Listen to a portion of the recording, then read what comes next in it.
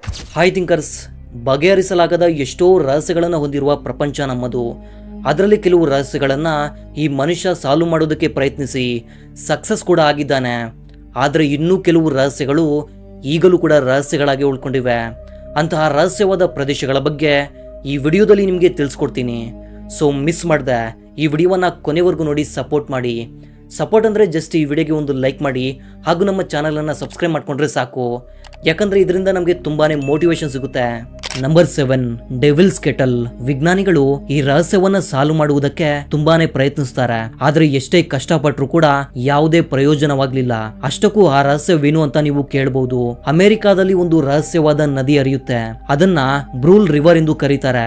ಈ ನದಿ ಹರಿಯುವಾಗ ಒಂದು ಪ್ರದೇಶದಲ್ಲಿ ನೀರು ಕಣ್ಮರೆಯಾಗುತ್ತೆ. ಆ ಪ್ರದೇಶವನ್ನ ಡೆವಿಲ್ಸ್ ಕೆಟಲ್ ಎಂದು ಕರೀತಾರೆ. ಅಷ್ಟಕ್ಕೂ ಅಲ್ಲಿ ಏನು ನಡೆಯುತ್ತೆ ಅಂದ್ರೆ, ನದಿಯ ನೀರು ಅಲ್ಲಿಗೆ ಬಂದ ತಕ್ಷಣ 2 ಭಾಗವಾಗಿ ಡಿವೈಡ್ ಆಗುತ್ತೆ. ಅದರಲ್ಲಿ ಒಂದು ಭಾಗದ ನೀರು ಹಾಗೆ ಮುಂದಕ್ಕೆ ಹರಿದು ಹೋಗುತ್ತೆ. ಆದ್ರೆ ಇನ್ನೊಂದು ಭಾಗದ ನೀರು ಮಾತ್ರ ಈ ಕಲ್ಲುಗಳ ಮಧ್ಯೆ ಹೋಗುತ್ತೆ ಅಷ್ಟೇ. ಮತ್ತೆ ಆ ನದಿಯ ನೀರು ಕಾಣಿಸೋದೇ ಇಲ್ಲ. ಆ ಕಲ್ಲುಗಳ ಒಳಗಡೆ ಹೋದ ನೀರು ಎಲ್ಲಿಗೆ ಹೋಗಿ ಸೇರ್ತಾ ಇವೆ ಅಂತ ಯಾರಿಗೂ ಗೊತ್ತಿಲ್ಲ. ತುಂಬಾ ಜನ ವಿಜ್ಞಾನಿಗಳು ಬಂದು ತುಂಬಾನೇ ರಿಸರ್ಚ್ ಅನ್ನ ಮಾಡ್ತಾರೆ. ಆದ್ರೆ ಯಾರಿಗೂ ಕೂಡ ಅದರ ರಹಸ್ಯವನ್ನ ಸಾಲ್ವ್ ಮಾಡುವುದಕ್ಕೆ ಸಾಧ್ಯವಾಗುವುದಿಲ್ಲ. ಅದಕ್ಕೆ ಈ ರಹಸ್ಯವಾದ ರಂಧ್ರವನ್ನ ಎಲ್ಲರೂ ಡೆವಿಲ್ಸ್ ಕೆಟಲ್ ಎಂದು ಕರೀತಾರೆ. ಕೆಲವು ಶತಾಬ್ದಗಳಿಂದ ಈ ನದಿಯ ನೀರು ಭೂಮಿಯ ಒಳಗಡೆ ಹೋಗ್ತಾನೆ ಇವೆ.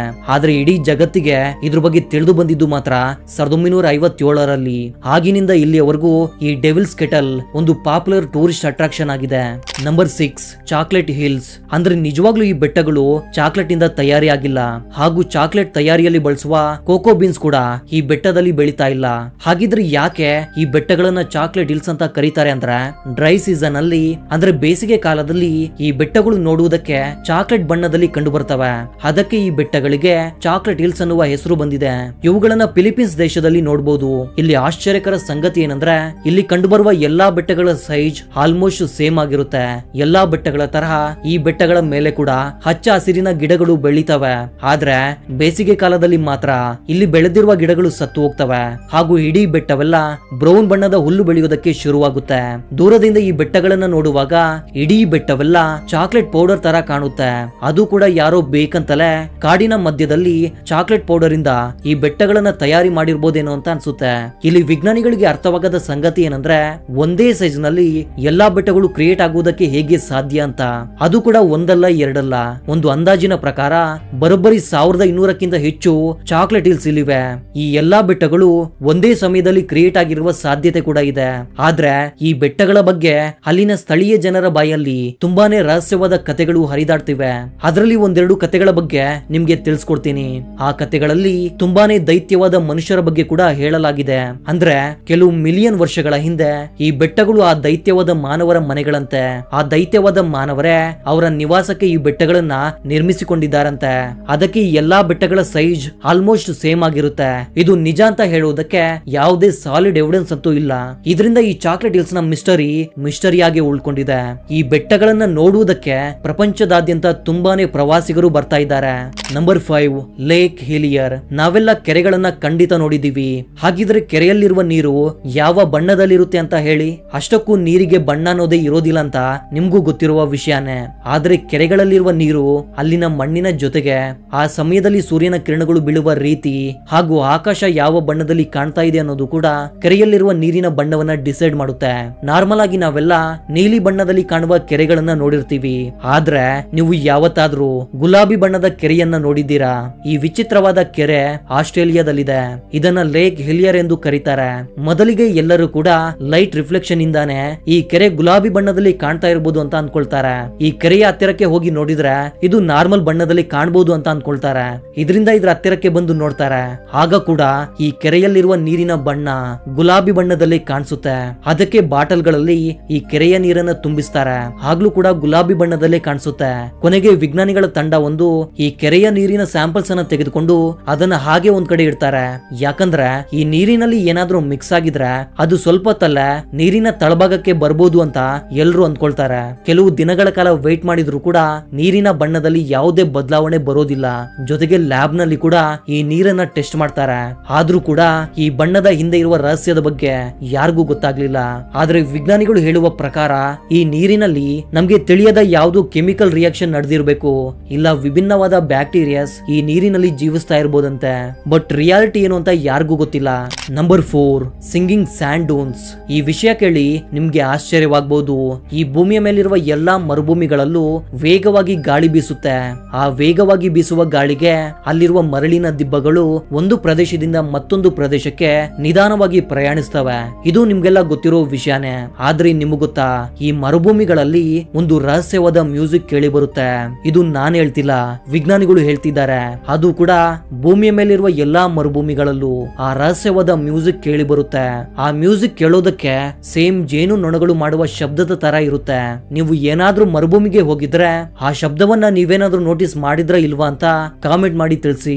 ಒಂದು ವೇಳೆ ನೋಟಿಸ್ ಮಾಡಿಲ್ಲ ಅಂದ್ರೆ ನೆಕ್ಸ್ಟ್ ಟೈಮ್ ನೀವು ಹೋದಾಗ ನಿಜವಾಗ್ಲೂ ಆ ತರಹದ ಮ್ಯೂಸಿಕ್ ಕೇಳುತ್ತಾ ಇಲ್ವಾ ಅಂತ ಒಮ್ಮೆ ಅಬ್ಸರ್ವ್ ಮಾಡಿ ನೋಡಿ. ಈ ಸಿನಿಮಾಗಳಲ್ಲಿ ಮರುಭೂಮಿಯ ಸೀನ್ ಏನಾದ್ರೂ ಇದ್ರೆ ಅದ್ರಲ್ಲೂ ಕೂಡ ಆ ಮ್ಯೂಸಿಕ್ ಅನ್ನೇ ಬ್ಯಾಕ್ ಗ್ರೌಂಡ್ ನಲ್ಲಿ ಯೂಸ್ ಮಾಡ್ತಾರೆ. ಆಗ ಮಾತ್ರವೇ ಮರುಭೂಮಿಯಲ್ಲಿ ಇರೋ ತರ ನಮ್ಗೆ ಫೀಲ್ ಆಗುತ್ತೆ. ಅಷ್ಟಕ್ಕೂ ಈ ಶಬ್ದ ಬರೋದಕ್ಕೆ ಎಕ್ಸಾಕ್ಟ್ ರೀಸನ್ ಏನು ಅಂತ ಗೊತ್ತಿಲ್ಲ. ಯಾವ ಸೈಂಟಿಫಿಕ್ ರೀಸನ್ ಇಂದ ಈ ಮ್ಯೂಸಿಕ್ ಕ್ರಿಯೇಟ್ ಆಗ್ತಾ ಇದೆ ಅನ್ನೋದು ಯಾರಿಗೂ ಅರ್ಥ ಆಗ್ತಿಲ್ಲ. ಒಂದು ಸ್ಟಡಿ ಪ್ರಕಾರ ಆ ಶಬ್ದದ ತರಂಗಗಳು ಮರಳಿನ ಸೈಜ್ ಹಾಗೂ ಗಾಳಿಯ ವೇಗದ ಮೇಲೆ ಡಿಪೆಂಡ್ ಆಗಿರುತ್ತೆ. ಆದ್ರೆ ಈ ಪ್ರೋಸೆಸ್ ಇಂದ ಆ ಮ್ಯೂಸಿಕ್ ಹೇಗೆ ಕ್ರಿಯೇಟ್ ಆಗುತ್ತೆ ಅಂತ ವಿಜ್ಞಾನಿಗಳಿಗಂತೂ ಅರ್ಥನೇ ಆಗ್ತಿಲ್ಲ. ಯಾಕಂದ್ರೆ ಆ ಪ್ರೋಸೆಸ್ ಅನ್ನ ವಿಜ್ಞಾನಿಗಳು ಲ್ಯಾಬ್ ನಲ್ಲಿ ಕೂಡ ರೀಕ್ರಿಯೇಟ್ ಮಾಡೋದಕ್ಕೆ ಟ್ರೈ ಮಾಡ್ತಾರೆ. ಆದ್ರೆ ಆ ರಹಸ್ಯವಾದ ಮ್ಯೂಸಿಕ್ ಮಾತ್ರ ಕ್ರಿಯೇಟ್ ಆಗ್ಲಿಲ್ಲ. Number 3, double tree. ಇಟಲಿ ದೇಶದಲ್ಲಿ ಕಸರ್ಜೋ ಅನ್ನುವ ಪ್ರದೇಶವಿದೆ. ಅಲ್ಲಿ ಒಂದು ವಿಚಿತ್ರವಾದ ಹಣ್ಣಿನ ಮರ ಇದೆ. ಯಾಕೆ ಈ ಮರವನ್ನ ವಿಚಿತ್ರ ಅಂದೆ ಅಂದ್ರೆ ಈ ಒಂದೇ ಒಂದು ಮರದಲ್ಲಿ 2 ತರಹದ ಹಣ್ಣುಗಳು ಬೆಳಿತವೆ. ಒಂದು ಚೆರಿ ಆದ್ರೆ ಮತ್ತೊಂದು ಮಲ್ಬೆರಿ. ವಿಜ್ಞಾನಿಗಳಿಗೆ ಅರ್ಥವಾಗದ ಸಂಗತಿ ಏನಂದ್ರೆ ಒಂದೇ ಮರದಲ್ಲಿ 2 ತರಹದ ಹಣ್ಣುಗಳು ಬಿಡುವುದಕ್ಕೆ ಹೇಗೆ ಸಾಧ್ಯ ಅಂತ. ಕೆಳಗಡೆ ಮಲ್ಬೆರಿ ಮರವಾದ್ರೆ ಮೇಲ್ಗಡೆ ಚೆರಿ ಹಣ್ಣಿನ ಮರ ಬೆಳೆದಿದೆ. ಸ್ಥಳೀಯರು ಹಲವಾರು ಕಥೆಗಳನ್ನ ಹೇಳ್ತಾರೆ. ಅವು ನಂಬೋ ತರ ಅಂತೂ ಇಲ್ಲ. ಈ ಕಡೆ ವಿಜ್ಞಾನಿಗಳಿಗೆ ಇದರ ಹಿಂದೆ ಇರುವ ಸೈಂಟಿಫಿಕ್ ರೀಸನ್ ಸರಿಯಾಗಿ ಗೊತ್ತಾಗ್ತಾ ಇಲ್ಲ. ಅದರಿಂದ ಇದೊಂದು ನ್ಯಾಚುರಲ್ ಫಿನಾಮಿನಾ ಅಂತ ಡಿಕ್ಲೇರ್ ಮಾಡ್ತಾರೆ. Number 2, ಕಪ್ಲಿಕಾಯ tomb. ಈಗ ನೀವು ನೋಡ್ತಾ ಇರುವುದು ಒಂದು ರಹಸ್ಯವಾದ ಬೆಟ್ಟ. ಈ ಜಾಗ ಟರ್ಕಿ ದೇಶದಲ್ಲಿದೆ. ಇಲ್ಲಿ ಆಶ್ಚರ್ಯಕರ ಸಂಗತಿ ಏನಂದ್ರೆ ಈ ಬೆಟ್ಟದ ಒಳಗಡೆ ಒಂದು ಸಮಾಧಿಯನ್ನ ಕಟ್ಟಿದ್ದಾರಂತೆ. ಎಕ್ಸ್ಪರ್ಟ್ಸ್ ಪ್ರಕಾರ 2ನೇ ಶತಮಾನದಲ್ಲಿ ಗ್ರೀಕ್ ಜನರು ನಿರ್ಮಾಣ ಮಾಡಿರ್ಬೋದಂತ ಇದನ್ನ. ಇದರ ಎಂಟ್ರೆನ್ಸ್ ಅನ್ನ ನೋಡಿ ವಿಜ್ಞಾನಿಗಳು ಕೂಡ ಶಾಕ್ ಆಗಿದ್ದಾರೆ. ಯಾಕಂದ್ರೆ ಒಂದು ದೊಡ್ಡ ಬಂಡೆ ಕಲ್ಲಿನಿಂದ ಈ ಬಾಗಿಲನ್ನ ತಯಾರಿ ಮಾಡಿದ್ದಾರೆ. ಆದ್ರೆ ಆ ಬಾಗಿಲನ್ನ ಓಪನ್ ಮಾಡೋದಕ್ಕೆ ಬರೋದಿಲ್ಲ. ನೀವು ಗಮನವಿಟ್ಟು ನೋಡಿದ್ರೆ ಈ ದೊಡ್ಡ ಬಾಗಿಲಿನ ಮಧ್ಯದಲ್ಲಿ ಒಂದು ಚಿಕ್ಕ ರಂಧ್ರ ಇರುತ್ತೆ. ಆ ರಂಧ್ರದಿಂದಾನೇ ಒಳಗಡೆ ಹೋಗ್ಬೇಕು. ಅದು ಅಷ್ಟು ಸುಲಭ ಕೂಡ ಅಲ್ಲ. ಆ ರಂಧ್ರದಲ್ಲಿ ಕೇವಲ ಒಬ್ಬ ಮನುಷ್ಯ ಮಾತ್ರ ಇಡಿಸ್ತಾನೆ.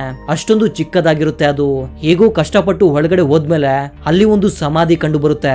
ಈ ಪ್ರದೇಶಕ್ಕೆ ಯಾರು ಬೇಕಾದ್ರೂ ಹೋಗಿ ಎಕ್ಸ್ಪ್ಲೋರ್ ಮಾಡಬಹುದು. ಅಷ್ಟಕ್ಕೂ ಇಲ್ಲಿರುವ ಸಮಾಧಿ ಯಾರ್ದು, ಯಾಕೆ ಇಂತಹ ಪ್ರದೇಶದಲ್ಲಿ ಇಷ್ಟೊಂದು ರಹಸ್ಯವಾಗಿ ಈ ಸಮಾಧಿಯನ್ನ ಕಟ್ಟಿದ್ದಾರೆ ಅಂತ ಯಾರಿಗೂ ಗೊತ್ತಿಲ್ಲ. ಇದರಿಂದ ಇದು ಕೂಡ ಒಂದು ರಹಸ್ಯವಾಗಿ ಉಳ್ಕೊಂಡಿದೆ. Number 1, sleeping city. ಕಜಕಿಸ್ತಾನ್ ನಲ್ಲಿರುವ ಕಲಾಚಿ ಅನ್ನುವ ಸಿಟಿಯನ್ನ ಸ್ಲೀಪಿಂಗ್ ಸಿಟಿ ಎಂದು ಕರೀತಾರೆ. ಯಾಕಂದ್ರೆ ಇಲ್ಲಿರುವ ಜನರು ಇದ್ದಕ್ಕಿದ್ದಾಗಿ ನಿದ್ದೆಗೆ ಜಾರ್ತಾರೆ. ಅಂದ್ರೆ ರಸ್ತೆಯಲ್ಲಿ ಈಗ ನಡ್ಕೊಂಡು ಹೋಗ್ತಾ ಇರಬೇಕಾದ್ರೆ ಇಲ್ಲ ಏನಾದ್ರೂ ಕೆಲಸ ಮಾಡುವಾಗ ಈ ರೀತಿ ಯಾವುದೇ ಸಮಯ ಸಂದರ್ಭ ಇಲ್ಲದೆ ಸಿಕ್ಕ ಜಾಗದಲ್ಲಿ ನಿದ್ದೆಗೆ ಜಾರ್ತಾರೆ. ಅಷ್ಟೇ ಅಲ್ಲ, ಈ ಸಿಟಿಯ ಮೇಲಿಂದ ಪ್ರಯಾಣ ಮಾಡುವ ಜನರು ಕೂಡ ಇದ್ದಕ್ಕಿದ್ದಾಗಿ ನಿದ್ದೆಗೆ ಜಾರ್ತಾರೆ. ಆ ಪ್ರದೇಶದಲ್ಲಿ ವಾಸ ಮಾಡುವ ಜನರು ಯಾವಾಗ್ಲೂ ನಿದ್ದೆಗಣ್ಣಿನಲ್ಲೇ ಇರ್ತಾರೆ. ಈ ಸಿಟಿಯಿಂದ ಸ್ವಲ್ಪ ದೂರದಲ್ಲೇ ಒಂದು ಚಿಕ್ಕ ಹಳ್ಳಿ ಇದೆ. ಅಲ್ಲಿನ ಜನರಿಗೆ ಮಾತ್ರ ಈ ಪ್ರಾಬ್ಲಮ್ ಇಲ್ಲ. ವಿಜ್ಞಾನಿಗಳು ತುಂಬಾನೇ ರಿಸರ್ಚ್ ಅನ್ನ ಮಾಡ್ತಾರೆ. ಜೊತೆಗೆ ಡಾಕ್ಟರ್ಸ್ ನ ಟೀಮ್ ಒಂದು ಆ ಸಿಟಿಯಲ್ಲಿರುವ ಎಲ್ಲಾ ಜನರ ಬ್ಲಡ್ ಟೆಸ್ಟ್ ಕೂಡ ಮಾಡ್ತಾರೆ. ಆದ್ರೆ ಅವರ ಈ ನಿದ್ದೆಗೆ ಕಾರಣ ಏನು ಅಂತ ಯಾರಿಗೂ ಗೊತ್ತಾಗ್ತಿಲ್ಲ. ವಿಜ್ಞಾನಿಗಳು ಹೇಳುವ ಪ್ರಕಾರ ಅಲ್ಲಿನ ವಾತಾವರಣದಲ್ಲಿರುವ ಗಾಳಿಯಲ್ಲಿ ಕಾರ್ಬನ್ ಮೊನಾಕ್ಸೈಡ್ ಹಾಗೂ ಹೈಡ್ರೋಕಾರ್ಬನ್ಸ್ ನ ಪ್ರಮಾಣ ತುಂಬಾನೇ ಜಾಸ್ತಿ ಇರೋದ್ರಿಂದ ಅವ್ರಿಗೆ ಇಷ್ಟೊಂದು ನಿದ್ದೆ ಬರ್ತಾ ಇರಬಹುದು. ಈ ವಿಚಿತ್ರ ಘಟನೆ ನಡೆದದ್ದು 2015ರಲ್ಲಿ. ರೀಸೆಂಟ್ ಆಗಿ ಈ ನಿದ್ದೆ ಮಾಡುವ ಪ್ರಾಬ್ಲಮ್ ಪೂರ್ತಿಯಾಗಿ ಕಡಿಮೆಯಾಗಿದೆ. ಆದ್ರೆ ಈ ವಿಚಿತ್ರವಾದ ಘಟನೆ ನಡೆಯೋದಕ್ಕೆ ಎಕ್ಸಾಕ್ಟ್ ರೀಸನ್ ಏನು ಅಂತ ಯಾರಿಗೂ ಗೊತ್ತಿಲ್ಲ. ಅಂದ್ರೆ ಇದು ಕೂಡ ಒಂದು ಮಿಸ್ಟರಿಯಾಗಿ ಉಳ್ಕೊಂಡಿದೆ. So that was the info my dear thinkers. ಮತ್ತೊಂದು ಇಂಟ್ರೆಸ್ಟಿಂಗ್ ಆದ ವಿಡಿಯೋ ಜೊತೆ ಮತ್ತೆ ಸಿಗ್ತೀನಿ. ಅಲ್ಲಿವರೆಗೂ ಜೈ ಹಿಂದ್, ಜೈ ಕರ್ನಾಟಕ.